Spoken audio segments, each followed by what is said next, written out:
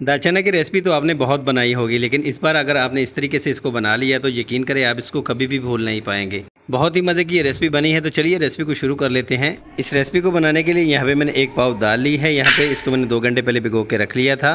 इसके साथ हमने यहाँ पे आलू भी शामिल करने हैं। 3 मीडियम साइज़ के आलू हैं, इसके अंदर मैंने डाल दिए हैं। कुछ खड़े गरम मसाले हैं यहाँ पे, 1 तेज़ पत्ता है, 1 बड़ी इलायची है, 1 दालचीनी का टुकड़ा है, 4 से 5 लौंग है, ये मैंने शामिल कर दी है इसके अंदर। और यहाँ पे हस्बे ज़ायक़ा नमक शामिल करेंगे।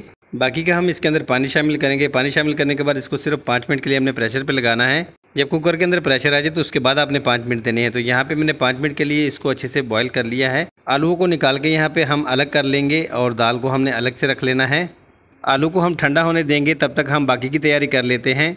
कढ़ाई के अंदर यहाँ पे आधा कप जो है हमने ऑयल या घी का शामिल करना है और अच्छे से गर्म होने देना है। इसके बाद इसके अंदर 1 मीडियम साइज़ का प्याज जो है चॉप किया हुआ इसके अंदर शामिल कर देंगे। प्याज को यहाँ पे गोल्डन होने तक फ्राई करेंगे। जब तक इसका अच्छा सा कलर ना आ जाए तब तक इसको फ्राई होने देंगे। प्याज का कलर यहाँ पे आप देख सकते हैं, इसका अच्छा सा गोल्डन सा कलर आ गया है इसके ऊपर। अब यहाँ पे इसके अंदर हमने आलू शामिल करने हैं। जो आलू हमने बॉयल किए थे इसको मैंने हाथों से अच्छे से तोड़ लिया है। आलूओं को यहाँ पे अब हम फ्राई करेंगे। आलू को हमने तकरीबन 3 से 4 मिनट के लिए फ्राई कर लेना है। आलू जब अच्छे से फ्राई हो जाए तो इसके अंदर आपने 1 टेबलस्पून जो है लहसुन और अदरक शामिल करना है। लहसुन अदरक को थोड़ा सा फ्राई कर लेते हैं। इसके बाद इसके अंदर कलवंजी शामिल करेंगे। आधा टीस्पून यहाँ पे मैं कलवंजी शामिल करूँगा। आधा टीस्पून यहाँ पे पीली सरसों शामिल करेंगे और यहाँ पे 1.5 टीस्पून इसके अंदर ज़ीरा शामिल करेंगे।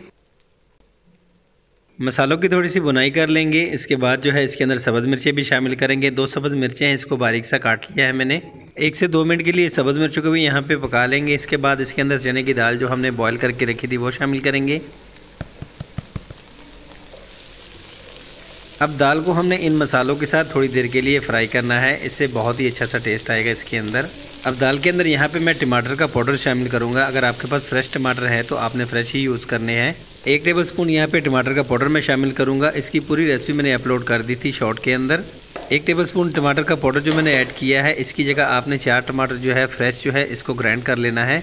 टमाटरों को आपने ग्राइंड करके आलूओं के साथ ही फ्राई कर लेना है। मैंने यहाँ पे बाद में ऐड किया है। अब 1 टीस्पून यहाँ पे मैंने गरम मसाला पाउडर शामिल किया है। 1 टीस्पून यहाँ पे मैंने हल्दी पाउडर शामिल की है। आधा टीस्पून यहाँ पे मैंने लाल मिर्च पाउडर शामिल की है। 1 टीस्पून यहाँ पे मैंने धनिया पाउडर शामिल किया है। दाल से निकला हुआ पानी जो था वो मैंने वेस्ट नहीं किया, इसी के अंदर हमने इसको शामिल कर देना है। एक दफ़ा दाल के अंदर चम्मच चला लेते हैं, अच्छे से इसको मिक्स कर लेते हैं इसके अंदर, ताकि मसाले अच्छे से मिक्स हो जाएं। और यहाँ पे इसको अब हम कवर करेंगे ताकि इसके अंदर जो पानी है वो सारा खुश्क हो जाए।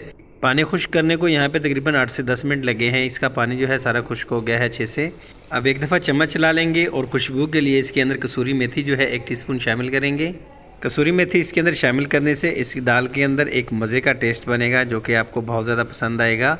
तो बड़ी मज़ेदार सी हमारी दाल की रेसिपी बनके तैयार है। अगर आप चाहें तो इसके अंदर आप देसी घी का तड़का लगा सकते हैं। तो मैं आपके लिए इसी तरह की अच्छी रेसिपी ला के देता रहता हूँ। रेसिपी अच्छी लगी हो तो आपने हमारे चैनल को सब्सक्राइब करना है, लाइक भी करना है और बेल आइकन पे भी प्रेस करना है। इससे हर आने वाली वीडियो का नोटिफिकेशन आप तक पहुँचता रहेगा। मिलते हैं किसी अच्छी सी रेसिपी के साथ नेक्स्ट रेसिपी के लिए। अल्लाह हाफिज़।